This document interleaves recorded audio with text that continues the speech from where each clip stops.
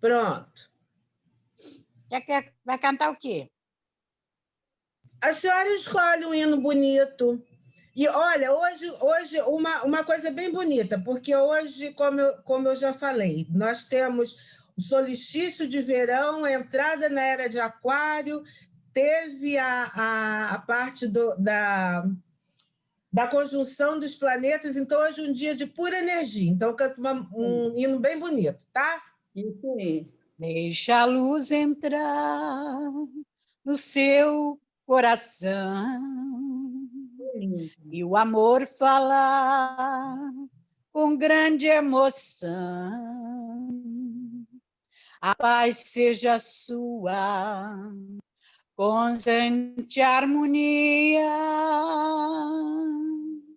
na caminhada evolutiva do dia a dia. Cante bem forte, Jesus é alegria. Vamos em frente em sua companhia. Ele nos guia para a evolução. Não tenha medo, não há o que temer, pois tudo passa é uma razão de ser.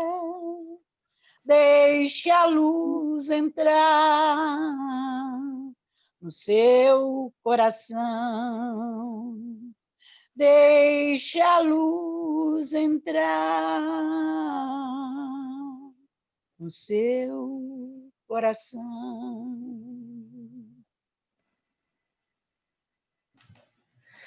Antes da prece, o Elcio, acho que ele não está, acho que ele saiu um pouquinho. Não, Alexandre. Boa noite, Alexandre. Boa noite, meus queridos, meus queridos. Então vou fazer o seguinte, Alexandre, você faz a prece, aí no finalzinho, depois da prece, a gente canta parabéns para o Elcio. Ah, tá. Mas antes da prece, deixa eu ler um trechinho aqui da nossa agenda cristã para preparar nossos pensamentos, né? Para a gente se conectar aí com a espiritualidade. Então, abriu o acaso aqui, o livro Agenda Cristã, de Chico Xavier, pelo Espírito de André Luiz. É o item 15. Lucrará fazendo assim. Reconforte o desesperado. Você não escapará às tentações do desânimo nos círculos de luta. Levante o caído. Você ignora onde seus pés tropeçarão.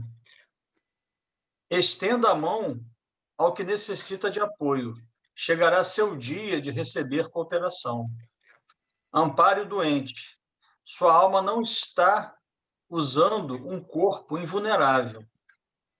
Esforce-se por entender o companheiro menos esclarecido. Nem sempre você dispõe de recursos para compreender como é indispensável. Acolha o infortunado. Nem sempre o céu estará inteiramente azul para seus olhos. Tolere o ignorante e ajude-o. Lembre-se de que há espíritos sublimes que nos suportam e socorrem com heróica bondade. Console o triste. Você não pode relacionar as surpresas da própria sorte. Auxilie o ofensor com os seus bons pensamentos. Ele nos ensina quão agressivos e desagradáveis somos ao ferir alguém. Seja benévolo para com os seus dependentes. Não se esqueça de que o próprio Cristo foi compelido a obedecer.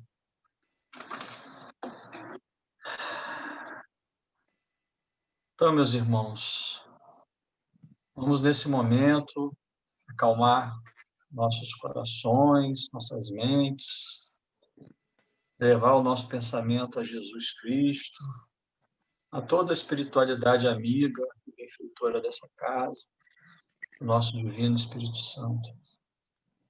Mestre amado Jesus, em teu santo nome, em nome de Deus Todo-Poderoso, em nome de Maria Santíssima, nossa Mãe Celestial, em nome dos nossos amigos, benfeitores espirituais, nossos mentores, agradecemos, Senhor, por mais essa oportunidade de estar estudando o Teu Evangelho, que Tu nos legastes através dessa doutrina espírita, que tanto nos acalenta o coração, tanto nos consola, e tanto nos instrui para as Suas verdades. Agradecemos e estamos, Senhor, por essa oportunidade e pedimos que inspire no palestrante da noite, nosso irmão Elcio, para que ele possa, da melhor forma possível, nos transmitir esses ensinamentos. Graças a Deus. Graças a Deus. Graças a Deus.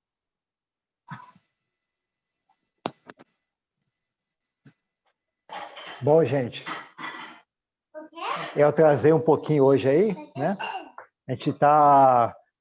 O que eu estava vendo lá, o planeta Júpiter com Saturno, né? Se aproximando um do outro. Na verdade, esse é um acontecimento histórico, né? Para quem não sabe, não é um acontecimento não só porque ele acontece uns dias a cada... da forma como ele está hoje, só daqui a 800 anos, né? A última vez que aconteceu foi em 1200, mas ele acontece assim de uma forma menos profunda, em torno de 400 anos, por aí. Mas qual é a importância disso? É que Galileu, né? Aí quando a gente fala que ninguém nasce por acaso, é importante lembrar isso, ele nasce justamente na época em que ele não só nasce, como ele se torna um adulto pensante, justamente na época que Saturno e Júpiter se aproximam do outro, fica como se fosse uma grande estrela que se destaca no céu, né? Hoje a gente não observa mais o céu, mas antigamente o céu era muito visível. E graças a isso, né, com essas concepções de Galileu, ele vê muito próximo Júpiter está muito próximo da Terra, e aí ele consegue, com o seu telescópio, que qualquer estudante, hoje em dia, tem um telescópio muito melhor do que Galileu, ele consegue ver as luas de Júpiter, que é um fato extraordinário para a ciência. Ele teve problemas sérios com a Igreja Católica, porque acreditava-se que a Terra é o centro do universo.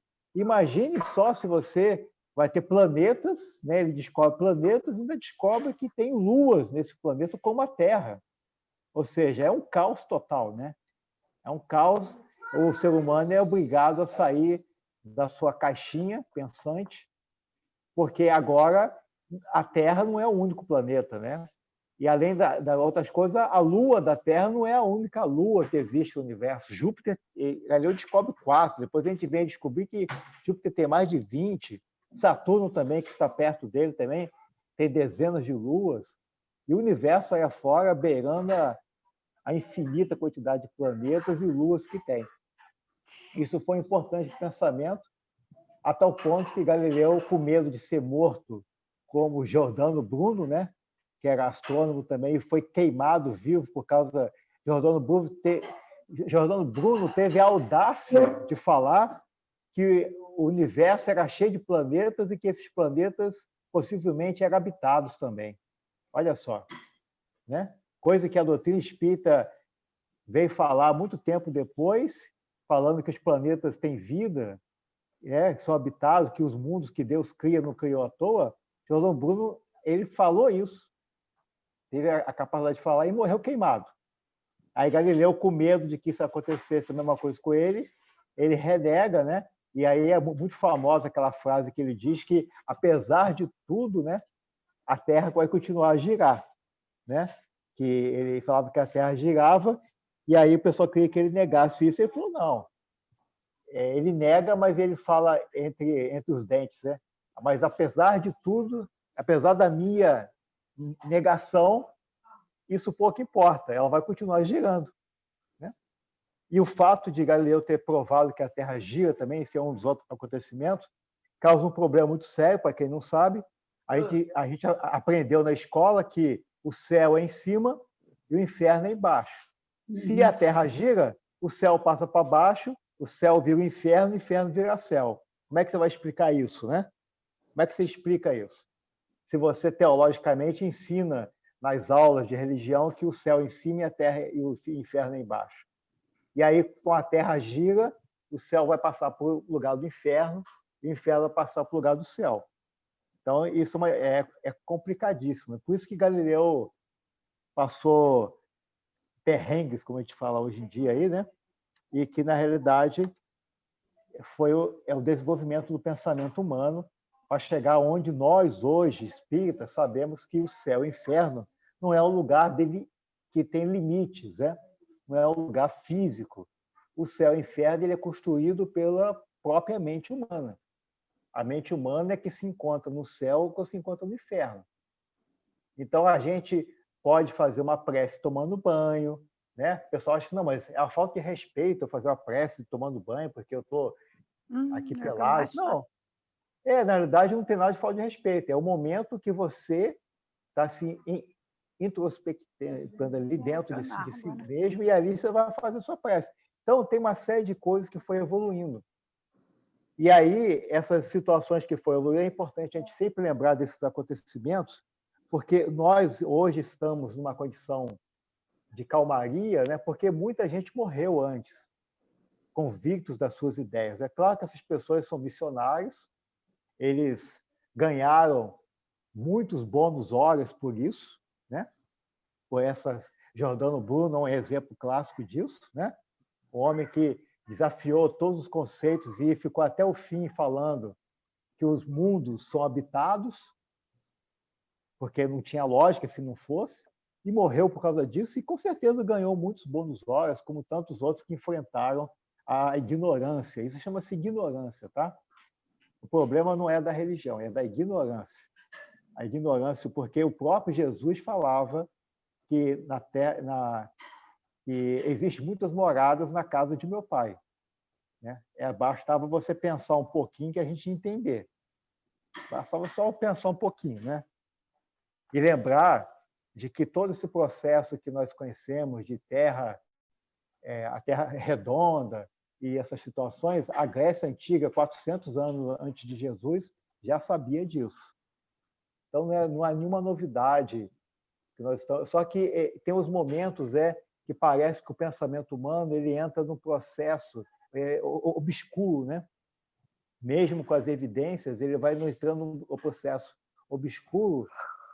E aí, esse processo obscuro ele faz parte da nossa prova. Porque a gente, quando percebe esse processo obscuro, a gente gasta uma energia gigantesca para tentar fazer com que esse processo obscuro não acabe com todo o conhecimento que foi adquirido. E aí você tem aquela luta, né? Que a gente vê desses mártires, e aí eles vão ganhar, a gente ganha com isso, né? A gente evolui com isso. Aí você pergunta assim, quando é que esses processos obscuros vão acabar? Vão acabar. Eles vão acabar quando essas pessoas que têm essas ideias malucas que a gente vê aí, quando elas forem reencarnar em outros mundos. E aí vai acabar, né? Por enquanto, Deus ainda não acha ainda bastante que essas pessoas vão embora, né? Ele acha necessário. E se a gente analisar o mundo, a gente vai ver que realmente é necessário, né? As pessoas são extremamente egoístas, extremamente complicadas. Então você vê a necessidade de uma série de fatores que ainda acontecem no nosso mundo por causa por isso que esse tipo de pessoas com pensamentos assim ainda continuam nascendo, né? A gente não tem que ficar assustado não. Vai continuar nascendo e um bom tempo ainda. E a gente precisa aproveitar. Nós temos que aproveitar para evoluir, porque depois, quando o mundo tiver sem esse tipo de gente, a gente não vai ter, a nossa evolução vai acontecer, a gente não vai ter mais como evoluir de uma forma tão rápida como nós temos hoje, hein? Essa que é a verdade. Vou continuar lendo aqui. Hoje a gente tem o item A Verdadeira Propriedade, Evangelho segundo o Espiritismo, item 9 e 10. São itens pequenos, mas que vale a pena a gente dar uma lida aqui. O homem só possui em plena propriedade aquilo que lhe é dado levar deste mundo. Do que encontra ao chegar e deixa ao partir, goza ele enquanto aqui permanece. Forçado, porém, que é abandonar tudo isso. Não tem das suas riquezas a posse real, mas simplesmente o usufruto, que é então o que ele possui. Nada do que é de uso do corpo, tudo que é de uso da alma, a inteligência, os conhecimentos, as qualidades morais. Isso que ele traz e leva consigo. O que ninguém lhe pode arrebatar, o que ninguém lhe pode arrebatar, o que lhe será de muito mais utilidade no outro mundo do que neste. Depende dele ser mais rico ao partir do que ao chegar, visto como do que tiver adquirido em bem resultará sua posição futura. Quando alguém vai a um país distante, constitui a sua bagagem de objetos utilizáveis nesse país. Não se preocupa com os que ali lhe seriam inúteis. Procedei do mesmo modo com relação à vida futura. Aprisionai-vos de tudo que de lá os possais servir. Bom, isso aqui, resumindo, né? É muito fácil a gente entender. Se a gente fizer uma análise, eu já fiz uma experiência, né? É só você se perguntar que quando nós formos morrer, o que a gente pode levar, né? Então a gente começa a ver, não, eu posso levar minha casa? Não, claro que não, né? As pessoas morrem, eu não vi ninguém levar a casa até hoje. Os faraós fizeram as pirâmides e continuam lá, ninguém levou. Posso levar minha roupa do corpo? Também não. A gente não consegue levar. Posso levar meu óculos, por exemplo? Não. Então, eu acho que eu posso levar o bem material que é mais meu, né? E se existe um bem material que é mais nosso, é o corpo. O corpo é uma coisa assim que ele é uma propriedade extremamente forte ligada a gente. E aí a gente pergunta, podemos levar o corpo? Não. Né? Então, a propriedade que nós podemos levar são outras. Né? É isso que Jesus falava. Não cultivais aquilo que qualquer um pode roubar, né? Qualquer um pode levar. O nosso corpo as pessoas podem levar. O cara pode invadir a nossa casa, um assalto, dar um tiro e acabou, levou. Ele não leva propriamente para usar, mas ele desfaz daquele corpo e a gente fica sem ele. Então, o que nós podemos levar é a nossa inteligência, o nosso esforço, a nossa compreensão, né? É isso que a gente consegue levar. Nosso carinho, nosso amor. Mas, para isso, você precisa exercitar. Nós temos que exercitar, né?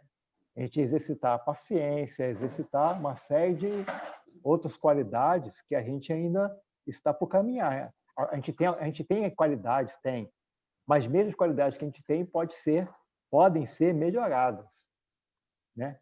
Então, com o passar do tempo, a gente vai perdoando, a gente vai compreendendo a fraqueza do próximo, né?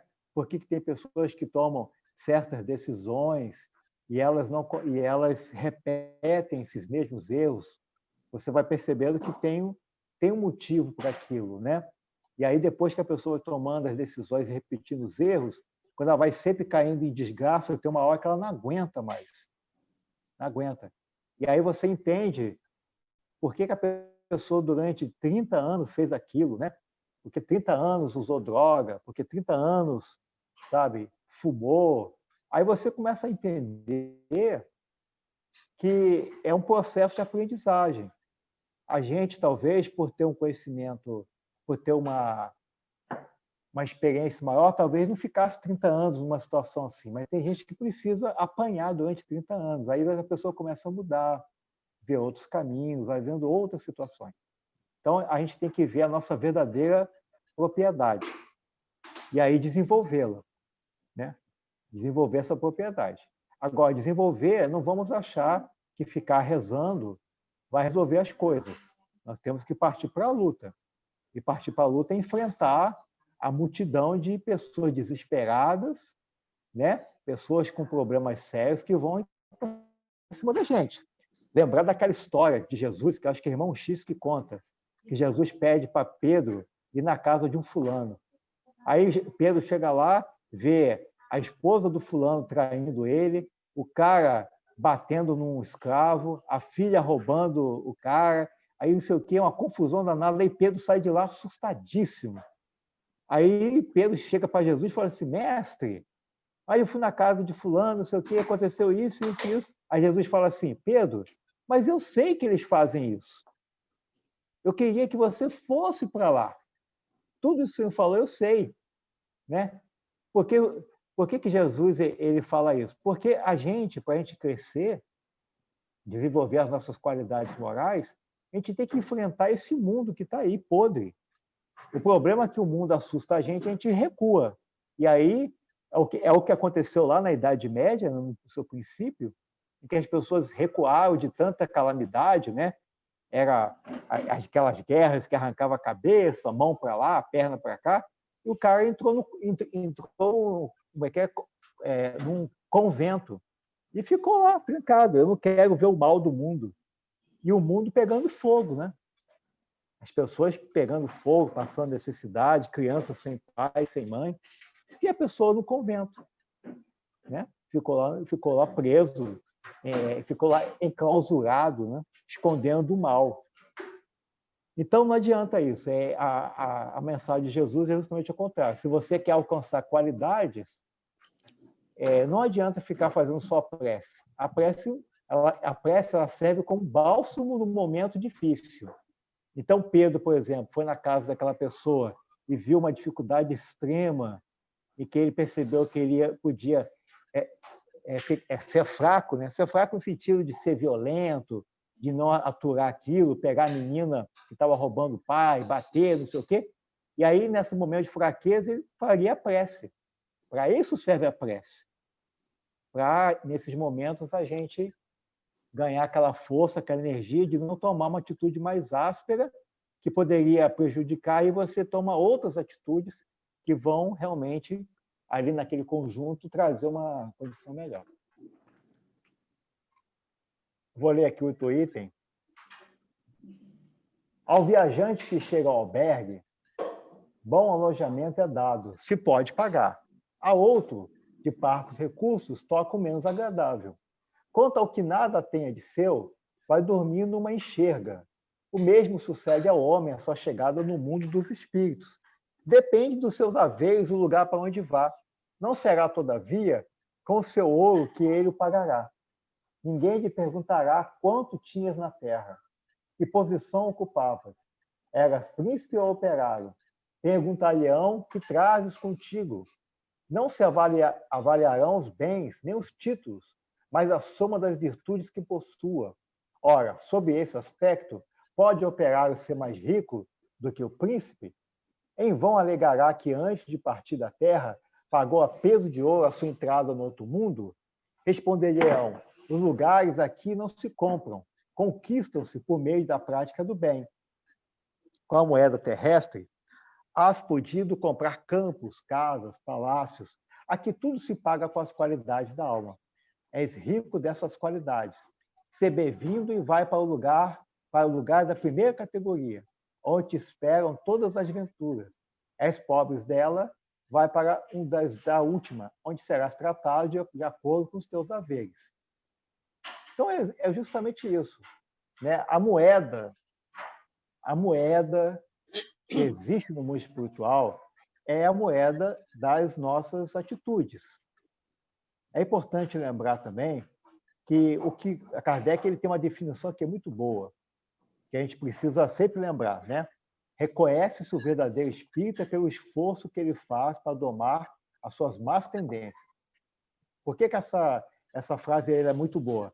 Porque muitas vezes a gente se esforça, não consegue alcançar o nosso objetivo, cai muitas vezes em erro, mas a gente percebe que a gente continua se esforçando para tentar superar aquilo, né? Então, o esforço ele demonstra uma vontade, né? Emmanuel tem um livro, Pensamento e Vontade, uma vontade de melhora. Naturalmente que a gente vai para um lugar segundo os nossos recursos, como já está falando aqui. Mas, com certeza, muita gente vai ficar de olho conosco. Por quê? Ela fala assim, poxa, aquele rapaz ele está se esforçando, ele não está numa situação boa, mas eu estou vendo que ele está se esforçando. Vamos dar uma ajudinha a ele? Por que a gente vai dar uma ajuda a ele e não vai dar a outro? É porque a ajuda a ele tem chance de ter sucesso. É que nem um jogador de futebol. Você, quando vai ver um time, você fala, não, aquele moleque ele não é muito bom, mas eu vejo que ele luta, ele batalha, vamos dar uma chance. Ah, por que você não dá para o outro? Não, o outro não tem jeito. Você vê que ele é molenga, não quer nada. O cara, o dinheiro que eu tenho é tanto, eu tenho que dar para alguém. Eu vim aqui para dar esse dinheiro para alguém. Então, é importante isso, porque os recursos, Deus sempre vai dar os recursos. Né? E o que é os recursos que Deus dá? 2 mãos, 2 pés, uma cabeça, uma língua, uma família. Né? Mas tem recursos a mais que você pode ter que lhe dão uma garantia de sucesso maior. Por exemplo, você ser médium no centro espírita é um recurso a mais que você vai ter. É um recurso a mais. E é um recurso maravilhoso, porque você vai trabalhar, vai escutar os espíritos, vai aprender com ele, você vai sempre em contato. Você imagina só, tem gente que os espíritos vão sempre nos dar conselho, vão sempre nos ajudar. Tem gente aí fora que nem isso tem. São aqueles que não têm recurso nenhum. São 2 mãos, 2 pés e tá bom demais, toca o resto aí. Agora, o médium já tem recursos maiores. Né? Esse que é a grande vantagem. Chico, por exemplo, que psicografou dezenas de livros, né? Era bem claro. Tem uma frase de Joana para Divaldo, que é bem claro para isso. Tem uma vez que Divaldo reclamou porque nenhum dos livros que ela psicografava através dele era para ele, né? Aí Joana falou: o que é isso, Divaldo? Todos os livros que eu escrevo são para você. Você que decidiu publicá-los. O que isso significa, né? O médium ele tem acesso à primeira informação, e não só isso, como ele é o tradutor, né? Aquele que vai passar a mensagem através dele, ele lê cuidadosamente a mensagem, ele vai analisando. Ou seja, o médium ele tem outros recursos que vai sendo dado a ele, que a maioria não tem. Né? A maioria não tem. Eu pergunto aqui, quem é que tem? Se a gente não pegar um livro de Emmanuel e estudar, a gente nunca vai ver uma mensagem dele. Mas Chico não, é o contrário, tinha mensagem de Emmanuel dia sim, dia não, dia sim, dia não. Então, a gente precisa, né, os recursos que o mundo espiritual vai nos dar, eles são dados porque eles observam em nós um esforço para uma melhoria, né? Observam o potencial. Uma coisa importante a gente lembrar, no livro Renúncia, né? Em que lá o padre, que é sobrinho de Emmanuel, quantos recursos que ele recebeu. O tio dele era Emmanuel, né? Veio um outro espírito que não precisava nem reencarnar mais na Terra, Alcione, que veio auxiliar na sua jornada. Ou seja, o mundo espiritual viu naquele espírito uma série de qualidades que poderiam alcançar. Naturalmente que ele se abandonou todo e ele não foi para frente, né? Mas isso já tem vamos dizer assim, uma probabilidade de dar errado mesmo, né? A gente sabe que a gente tem possibilidade de dar certo ou dar errado. Basta a gente seguir o nosso caminho aí. Item 10. Os bens da terra pertencem a Deus, que distribui a seu grado, não sendo homem senão o usufrutuário, o administrador mais ou menos íntegro, inteligente desses bens.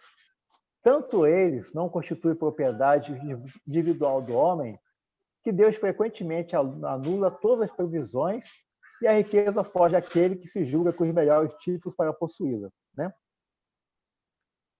É interessante esse item aqui, porque assim, hoje mesmo a gente conversava sobre esse assunto. Né? Os bens materiais, eles são dados para a gente com uma finalidade. Finalidade da gente produzir alguma coisa em prol do próximo, né? Seja em prol de abrigar a nossa família, nos dar condição de sustentá-la e por vai afora, né? E aí a gente observa que esses bens materiais trocam de mão em mão. Basta a gente ver que hoje as terras onde nós estamos morando, há poucos décadas atrás, outras pessoas eram donas, né? E há mais outros séculos atrás, outras pessoas eram outros donos, né? Você vê lá em Roma, na Itália, você vê a cidade de Roma, teve ali, cada pedaço de terra daquele, quantos donos que tiveram, né? Quantos que tiveram? Centenas, né? Ao longo dos 3.000 anos de existência de Roma, até mais. Centenas e mais centenas tiveram donos daquele pedacinho de terra. Então, as posses, as propriedades, elas somem, passam de mão em mão, né? Nada dura para sempre. Nem o planeta Terra vai durar para sempre, nem o Sol vai durar para sempre. Né? As pessoas, nós então somos extremamente passageiros.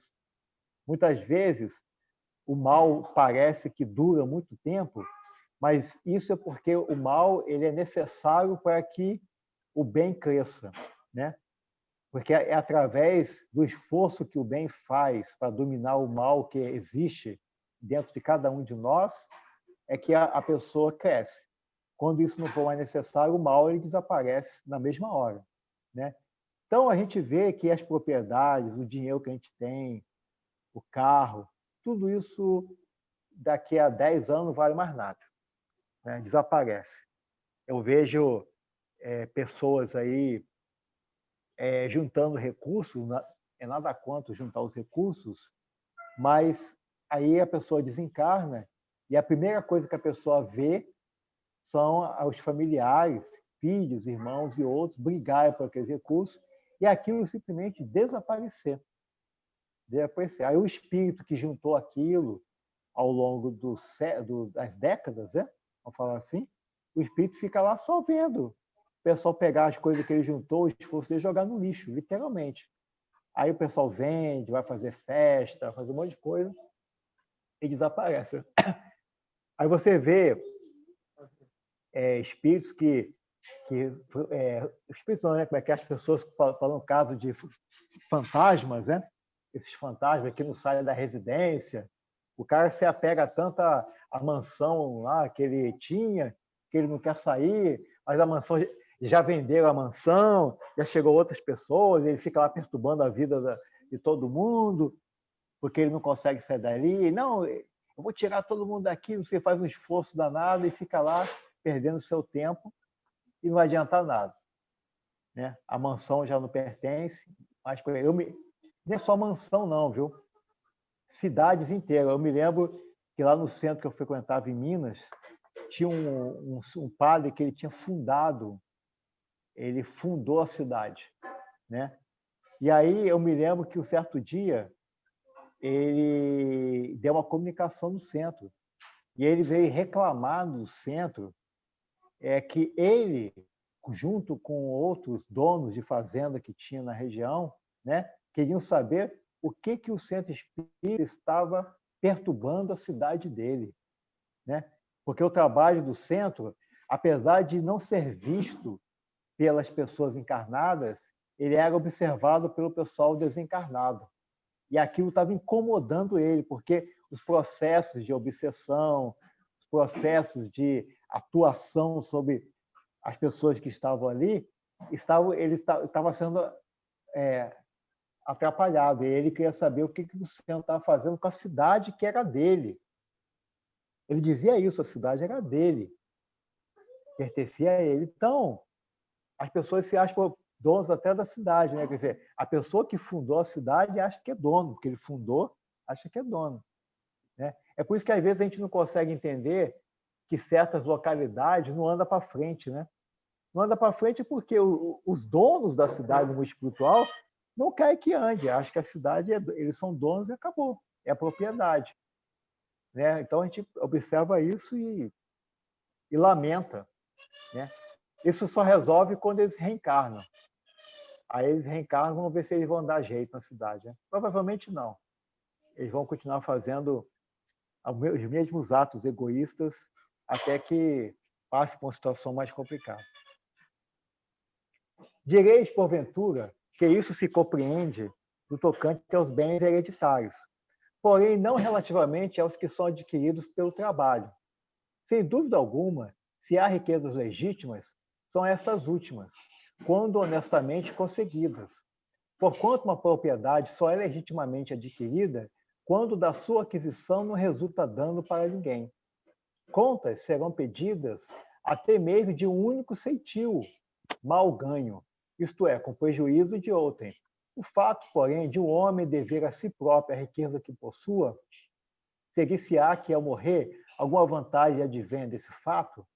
Não são a miúdes inúteis as precauções que ele toma para transmiti-la aos seus descendentes? De certo, porquanto se Deus não quiser que ela lhes vá ter as mãos, nada prevalecerá contra a sua vontade. Poderá o homem usar e abusar de seus haveres durante a vida, sem ter de prestar contas? Não. Permitindo-lhe que a adquirisse, é possível haja Deus tido em vista recompensar-lhe, no curso da existência atual, os esforços, a coragem, a perseverança, se, porém, ele somente os utilizou na satisfação dos seus sentidos ou do seu orgulho, se tais haveres que lhe tornaram causa da falência, melhor fora não os ter possuído, visto que perde de um lado o que ganhou do outro, anulando o mérito de seu trabalho. Quando deixar a terra, Deus lhe pedirá e lhe dirá que já recebeu sua recompensa, né? O que ele quer dizer é assim: o nosso trabalho ele gera riqueza. Então, claro que é um trabalho que a gente se esforçou, então nós compramos nossa casa, nosso carro, nós juntamos, trabalhamos horas a mais até para ganhar e conseguir fazer. É uma propriedade ganha com o esforço pessoal, né? A grande questão é que quando a gente começa a utilizar essa propriedade como uma satisfação dos nossos, como diz aqui, sentidos ou do nosso orgulho, né? Então, as pessoas às vezes conquistam bens materiais para justamente satisfazer o seu orgulho, a sua vaidade. E aí entra um problema muito sério, porque você vai satisfazendo a sua vaidade e vai chegar um dia que você não vai ter mais aquilo, seja na morte, seja nessa própria vida, porque a gente teve o maior exemplo, né, 2020, uma crise econômica gigantesca, nunca antes vista, pessoas que eram ricas faliram, outras que eram pobres ficaram ricas, então você vê que a qualquer momento pode ter um problema assim. E aí você, na outra existência, também pode não ter nada. Só que você tem a vaidade, você carrega a vaidade. Isso lhe faz mal, porque você fica numa constante busca de algo para satisfazer a sua vaidade, um poder que você já teve e não tem. E aí é interessante, porque você observa, muita gente observa isso, a pessoa quer ter aquele poder, quer ter ainda aqueles bens que ela possuía outras existências, e agora ela não consegue mais. E aí ela faz loucuras para ter aquilo, e isso causa problemas seríssimos. Seríssimos psicológicos, seríssimos. E a pessoa não consegue ter, aí para ter ela começa a fazer algumas fazem, roubam, né? Algumas fazem uma série de outras coisas erradas para obter aquilo. Aí você vê por aí, quantidade de gente metida em confusão para satisfazer a sua vaidade, né? A gente teve vários exemplos na nossa história, pessoas comprando joias por milhões, mas só para satisfazer a vaidade, essa necessidade. Aí você vê numa encarnação, a pessoa nasce pobre, mas fica com aquele desejo de querer ter aquela joia, querer não sei o quê, e não tem motivo para isso, né? Porque a vantagem do mundo moderno ao qual nós nos encontramos, esse mundo moderno que foi criado, tem gente que reclama dele, mas ele tem uma série de vantagens.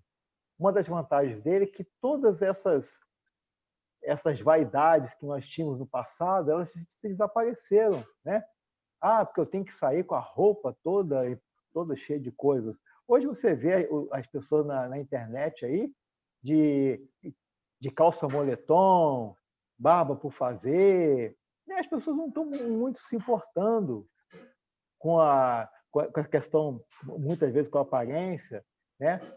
Aí se você vê também as pessoas não se importam de ter um carro ruim, mas Aí, então a gente vê que o mundo moderno ele trouxe uma nova visão, uma visão de praticidade.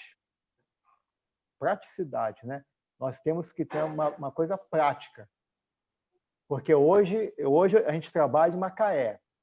Então, mas eu vou trabalhar em Macaé, você vai fazer uma casa aí de 1.000 metros quadrados. Aí, daqui a pouco, daqui a 10 anos, não, você vai ser transferido lá para o Espírito Santo. Então, para que você fez uma casa de 1.000 metros quadrados, né?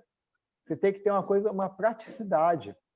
Não precisa ser nada paupérrimo, né?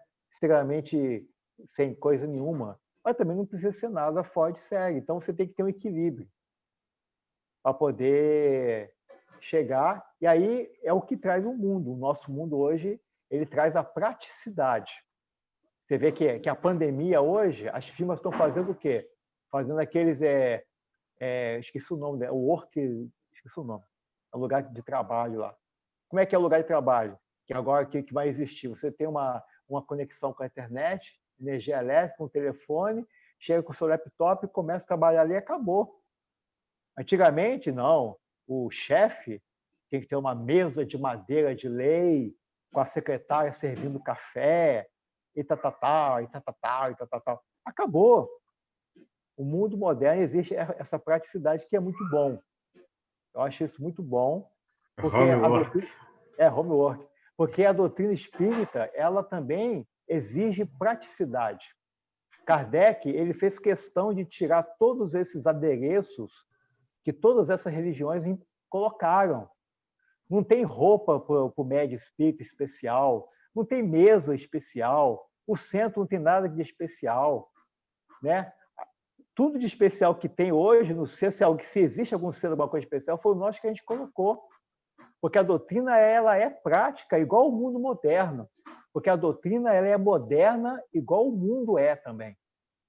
Então você vê que as outras religiões, o cara fazer lá o culto, ele tem que se vestir uma roupa toda especial, tem que ter um local, tem que ter a música, tem que ter não sei o quê. Aí você vai vendo uma série de adereços que daqui a pouco cansa, é chato. Todo dia você perde um tempo gigantesco naquilo que nem, como eu acabei de falar, o mundo econômico que gera dinheiro, né? Se existe coisa mais importante que o homem gosta do dinheiro, o mundo está largando isso.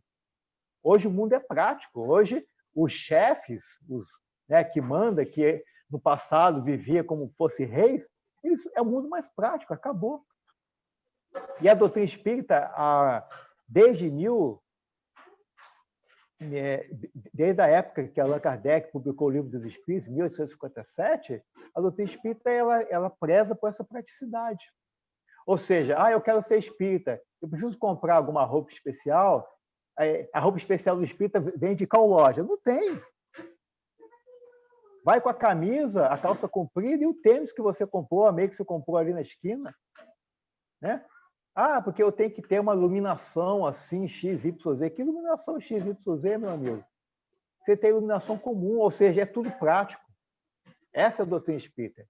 Ela tem essa praticidade. A gente não gasta dinheiro no centro com adereços, né?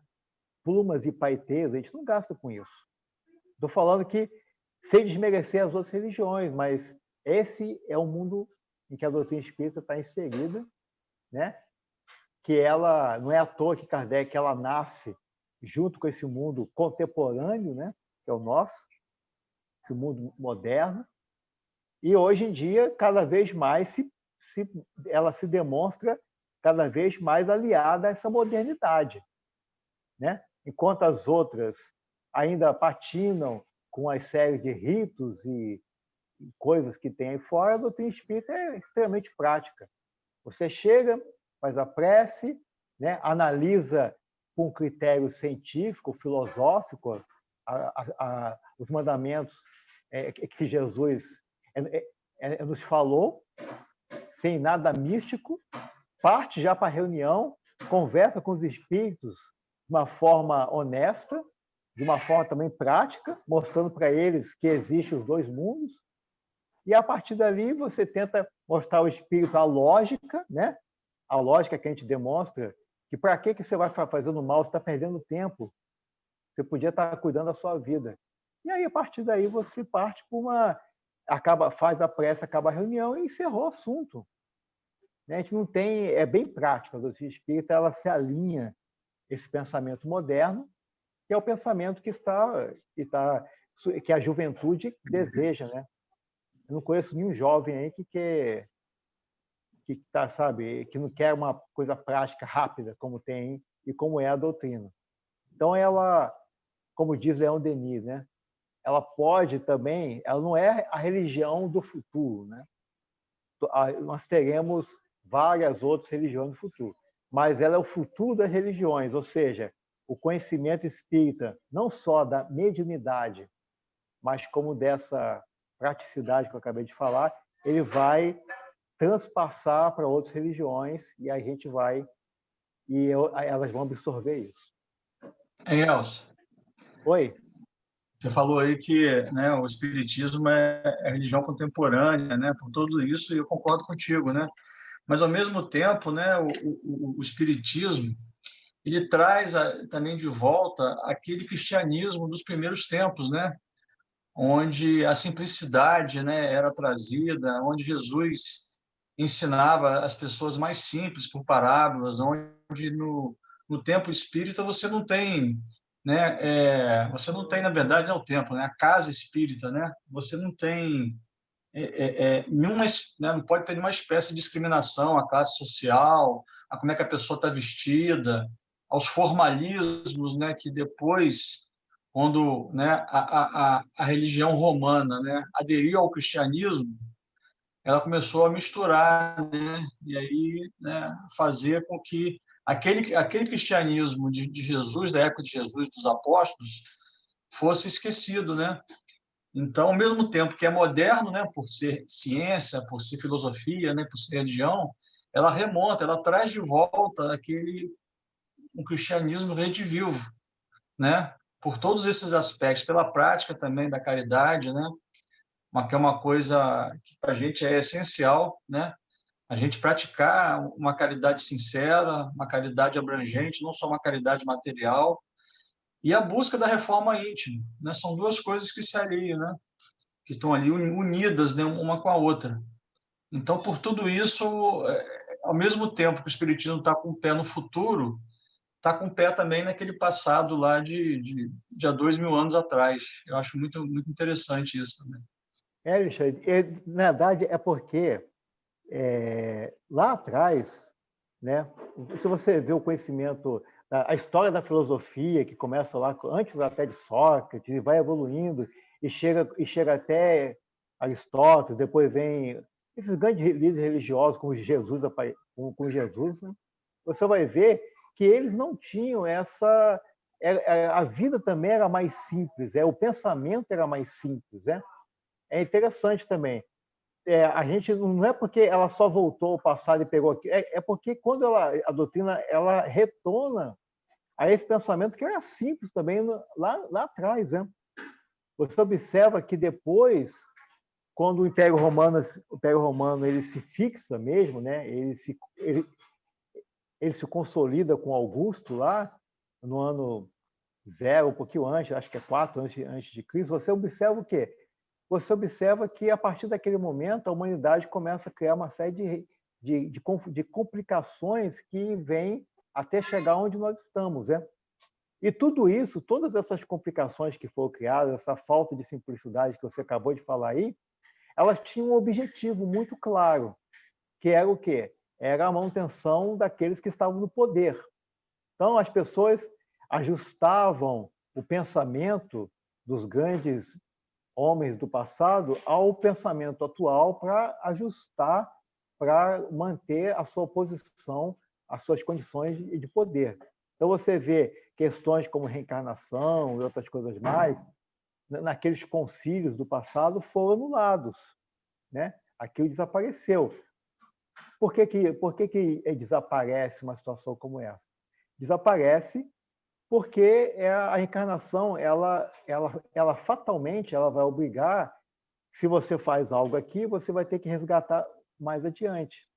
E esse pensamento ele tem uma série de complicações filosóficas, sociais, que ninguém queria suportar. Então, você ia questionar, por exemplo, um imperador ou um governador de uma região pelo fato dele estar fazendo aquilo, sendo que ele, na outra encarnação, ele vai ter que resgatar aquilo. Então, é muito mais fácil você dizer que você vai para o céu ou para a terra, né, de uma vez só, e é muito mais fácil você falar que se você tiver algum problema aqui na Terra, você dá aí o seu dinheirinho e você resolve a questão, né? Foi isso que aconteceu, que Martinho Lutero era extremamente contra, né? Martinho Lutero, ele foi um dos precursores da ideia espírita. As pessoas não acreditam nisso, mas ele foi porque ele era contra esse tipo de problema, porque você observava que você conquistava o céu de uma maneira injusta, que nem todo mundo era rico. Então, né, tem até uma história bastante interessante que cai muito com o assunto que a gente está estudando aqui, que é a história de um homem que ele era um nobre, né? E aí a família, tendo muito recurso, pagou para a igreja lá um certo valor, e aí a igreja fez uma missa, sei lá, e transformou ele em santo. O dinheiro que eles deram para a igreja foi tão grande que o homem virou santo, né? O Papa emitiu lá o negócio, é sério, essa história é real, é o irmão X que conta. E aí, quando o cara morreu, no mundo espiritual, as pessoas começaram a rezar para o santo tal, né? Naquela época tinha aqueles feudos, aquela coisa, então, puxa, se o dono do meu feudo que eu tô virou santo, eu vou pedir para ele, né? Ele é o dono do meu feudo, já estamos aqui, eu conheci ele em vida, porque aí começou aquela romaria, né? Naturalmente fizeram uma igreja para o santo tal, por sei que lá, para o seu feudal, e aí começaram a rezar. Qual é o problema? O espírito do outro lado, ele recebia os pedidos, porque o pedido era direcionado para ele. Não é que era maldade. Você pensava no morto e aí vai para ele. Se você pensa no morto, no seu pai e na sua mãe, aquele pensamento seu vai para eles. E aí, quando você pensa no santo tal, o pensamento vai para ele. Só que ele, coitado, ele não tinha condição nenhuma, né? Evolução nenhuma. Ele mesmo estava numa pior. E aí ele não conseguia resolver os problemas de ninguém. Ele não conseguiu resolver nem os deles. O que aconteceu? Os espíritos tiveram que dar um sossega-leão nele, tiveram que reencarnar ele às pressas, para que ele, ele reencarnado, as pessoas não encontrariam mais aqueles pedidos, vamos dizer assim, e aí ele teve um pouco de sossego. Aí um outro espírito superior assumiu o lugar dele, né?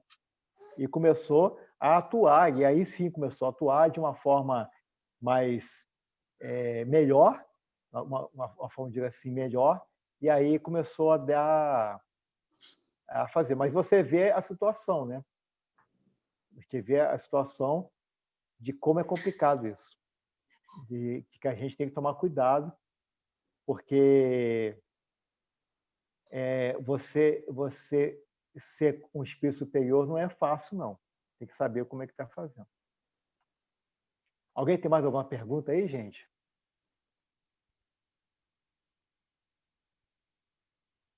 Eu acho que esse assunto, esse assunto da riqueza, a gente fala do dinheiro aqui, né? Mas ele envolve tudo, tá? Essas propriedades, elas são todo tipo de propriedade, né? A propriedade nossa, ela pode incluir a parte intelectual, a parte monetária, né? Existe hoje em dia propriedades materiais e propriedades imateriais, né? Por exemplo, quando você vai fazer um bolo, uma receita de bolo é uma propriedade imaterial. Então, tem vários tipos de propriedades. E essas propriedades, nós podemos ser donos ou não delas, né? Depende, e aí a gente tem que se esforçar para ser dono daquelas que realmente nos pertencem. E detalhe também, a gente fala assim, de ser propriedade de uma receita de bolo, tudo bem, que você vai levar. O que você vai levar para o mundo espiritual não é a receita de bolo, é a disciplina, né? A habilidade que você tem para fazer o bolo. Por quê? Por que a gente fala isso? Porque bolo você faz no planeta Terra. Se você reencarnar em Marte e Júpiter, lá talvez não se faça bolo, né? Lá se faça um outro tipo de comida. Só que a habilidade que você conseguiu na Terra, a disciplina, o jeito, né? A maneira de você saber o tempero correto, né? A quantidade certa, o paladar, tudo isso você adquiriu na Terra, no seu esforço. Lá você vai fazer outra coisa. Então, essas propriedades que a gente acha que somos nós não servem para nada em outros mundos. O que serve são as habilidades que nós conseguimos.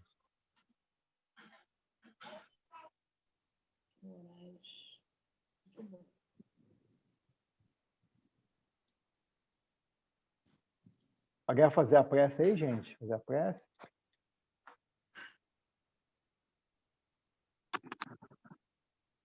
Bom, vamos pedir ao nosso irmãozinho aí, o nosso irmão Helder, se ele puder, né? Fazer aí, ouvir um pouquinho a voz de Helder, tá tão quietinho, né? Ah, quando vai fluindo assim a palestra, eu gosto de ficar ouvindo também. É bom que a gente vai refletindo também, mas... Muito boa, né? Muito bom, Obrigado, Elcio. Bom. Deus, força criadora, origem de tudo que há, nós vos agradecemos pela dádiva da vida, pela oportunidade do aprendizado, da troca, por esse dia especial, simbólico, cheio de sua energia e também cheio de interpretações para que possamos refletir.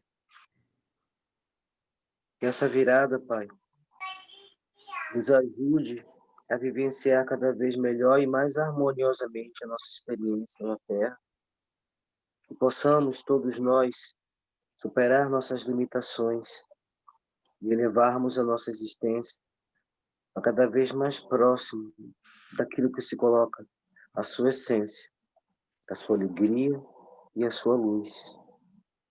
Esteja conosco nos protegendo, que as palavras, as ações e os ensinamentos salvadores do seu Filho, Jesus Cristo, continue nos sendo guia para que possamos balizar nossas ações, nossos pensamentos e nossos sentimentos. Que possamos ser perdoados pelos nossos erros e sejamos capazes e tolerantes para perdoar os erros dos nossos irmãos. Para que possamos, em algum momento, nos harmonizarmos todos na sua ordem maior e divina. Assim seja, graças a Deus. Graças a Deus. Graças a Deus, meus irmãos. Uma excelente noite aí para todos. Excelente. Bom começo de Peraí. semana. Parabéns pra pra você você nessa essa data data querida. querida. Muitas Muitas felicidades, felicidades, muitos muitos anos anos de de vida. vida. Elson! Parabéns, Elson! Elcio. Muitas Parabéns, felicidades, Elcio. muita Obrigado aí, pai. saúde, tudo de bom. Parabéns aí, Parabéns Elcio. pra você! Abraço, tá? Um abraço. Boa noite. Obrigado. Tchau, boa noite! A gente fez o aniversário do seu presente da palestra aí da noite aí, né? A gente Depois da pandemia. Obrigado aí, viu, gente? Excelente Valeu. palestra, Grande abraço. Elcio. E você nasceu num dia cheio de energia, hein, rapaz? É Que mesmo, não deu maravilha! não. Início do verão, abertura do verão hoje, vamos lá. É. Felicidade. Tamo junto, hein? Segura aí, moleque. O negócio tá feio pro seu lado. Boa noite, Muita pessoal. responsabilidade. Boa noite. noite, senhor. Boa noite, gente. Boa Boa noite. É noite. quarta-feira, se Deus quiser. Se quiser. Deus Boa quiser. Boa noite, pessoal. Boa noite, tchau. Boa noite. Beijão, até quarta-feira. Até quarta-feira. Beijão para todos. Tchau. Saindo! Parabéns, Elson. Boa noite, gente. Boa noite. Boa noite. Parabéns. Obrigado, hein?